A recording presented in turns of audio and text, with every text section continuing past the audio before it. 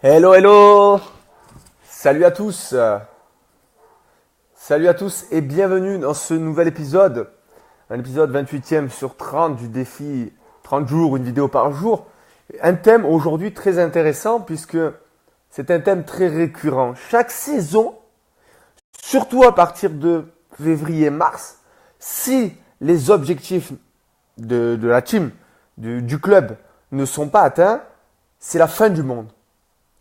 C'est la fin du monde déjà parce que dans un premier temps, les objectifs n'ont pas été assez élevés. On va voir un peu plus en détail après. Et ce que je remarque très souvent justement, c'est comme ils ne sont pas assez élevés, les joueurs ne font pas le nécessaire pour aller encore plus loin, encore plus haut et faire encore plus de travail et de rigueur. Et là où justement je veux tourner la vidéo du jour, c'est pas forcément sur les objectifs, loin de là. C'est sur tout ce qu'on appelle l'autogestion. C'est-à-dire que là, on est en mars, vous allez bientôt recevoir dans vos équipes des messages de demandes de joueurs, d'autres coachs, du personne dans le club pour que vous choisissez vous-même l'équipe. Alors, vous allez me dire, ouais, mais c'est bien qu'on ait le pouvoir et tout, les joueurs, qu'on choisisse et tout. Mais comme je disais il n'y a pas longtemps, vous ne savez pas où vous allez mal. C'est-à-dire que vous ne savez pas vraiment ce qu'il y a de bien pour vous. Par exemple, si actuellement vous pensez que c'est bien pour vous d'avoir un management d'autogestion, eh bien, je vous dis que c'est très mal pour vous. C'est très mal pour vous, très mal pour le coach, très mal pour le club et très mal pour vos objectifs si vous êtes en train de jouer le maintien. Je dis ça parce que c'est toujours pareil, hein, le coach c'est toujours le fusible. C'est toujours de sa faute. Pourtant, il y en a 11 sur le terrain, les gars. Il y a 11 joueurs sur le terrain qui ont envie ou qui n'ont pas envie. Voilà la vraie question. Ensuite, au niveau du coaching, c'est-à-dire le management plus précisément. Parce que la différence entre aujourd'hui, et j'ai envie de dire et hier, mais il y a 20 ans, c'est qu'un entraîneur faisait tout seul. Déjà, il n'aimait pas déléguer, premièrement. On a le cas du livre du père Gourcuff, de Christian Gourcuff, où il dit qu'il n'aime pas déléguer. Alors que le staff élargi est là pour remonter chaque erreur, chaque discussion avec des joueurs justement pour que l'équipe vive mieux, pour que la team fonctionne et qu'il y ait des victoires tout simplement.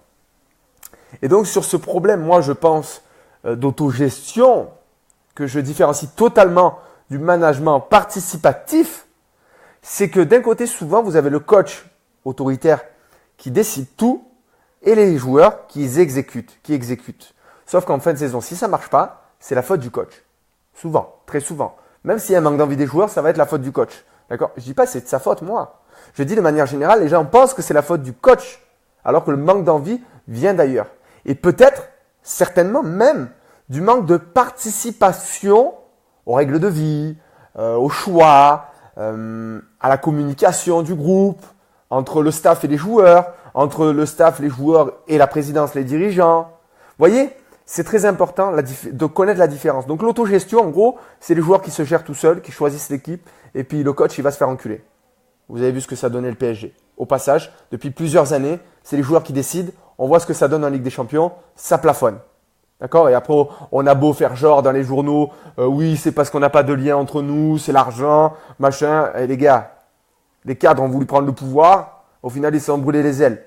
Le problème, justement, de passer en autogestion comme eux, c'est que si ça ne fonctionne pas, que vous avez choisi l'équipe, vous ou l'équipe a choisi l'équipe, d'accord ? L'équipe a choisi l'effectif sur le terrain, et qu'il y a toujours ce manque d'envie, vous n'allez pas gagner.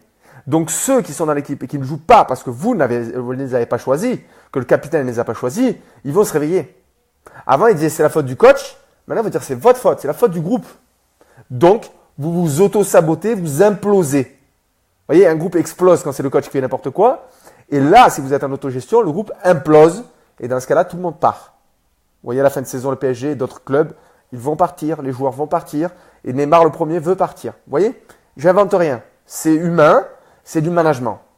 Et donc, quelle est la différence entre l'autogestion, où les joueurs font tout, ont les pleins pouvoirs, et le management participatif? Alors, moi, ce que je différencie énormément, ça va être vraiment déjà le choix.